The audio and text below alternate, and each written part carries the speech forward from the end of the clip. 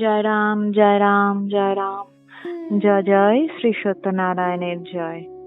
বেদবাণী তৃতীয় খণ্ড ৩২ নম্বর পত্রাংশে আমাদের পরম দয়াল ঠাকুর গুরু মহাশয় বলেছিলেন, সময় গতিকে সমস্তই ঘটিতেছে, তার জন্য চিন্তা ভাবনার কিছুই নাই।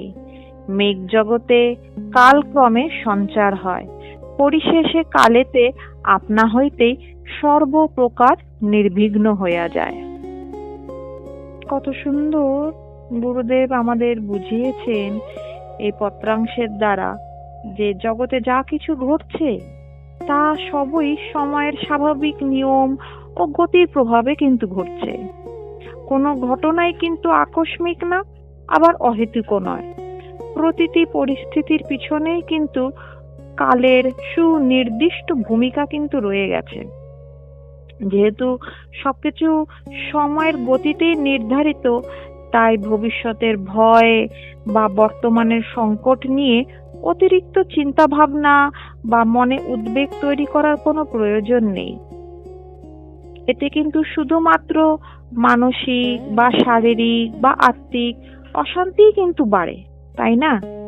তাই শ্রী শ্রী ঠাকুর বলছেন, আকাশের মেঘের এক অপূর্ব দৃষ্টান্ত দিয়ে, যেমন আকাশে হঠাৎ কালক্রমে ঘন কালো মেঘের সঞ্চার হয় এবং সমগ্র পরিবেশ সবকিছু যেন কেমন একটা অন্ধকার, যেন সন্ধে নেমে এসছে, এরকম মনে হয় না? ঠিক তেমনই মানুষের জীবনেও মাঝে মাঝে দুঃখ কষ্টের সেই কালো মেঘ নেমে আসে। কিন্তু দেখবেন কালের নিয়মে, প্রকৃতির নিয়মে বাতাস এসে এক সময় সব মেঘ তাড়িয়ে দিয়ে আকাশ আবার নির্মল পরিষ্কার করে তোলে, চারদিক কিন্তু আলোময় হয়ে ওঠে। তেমনি আমাদের জীবনেরও সমস্ত সংকট, বাধা, বিপত্তি সময়ের সাথে সাথে আপনা আপনিই কেটে যাবে এবং সম্পূর্ণ নির্বিঘ্ন শান্তি ফিরে আসবে। এটাই হচ্ছে প্রকৃতির নিয়ম, এটাই হচ্ছে সময়ের নিয়ম।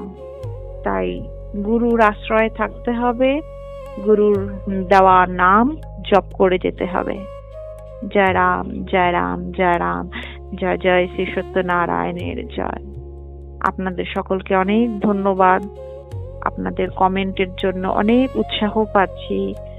তাই গুরুদেবেরই বাণী, গুরুদেবেরই লীলা আপনাদেরকে পড়ে শোনাতে পারছি।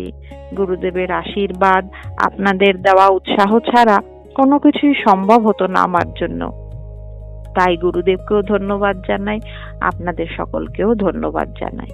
জয় রাম জয় রাম জয় রাম, জয় জয় শ্রী সত্যনারায়ণের জয়। গুরুদেবের আশীর্বাদে আমরা সবাই সুস্থ, কুশল, মঙ্গল থাকি।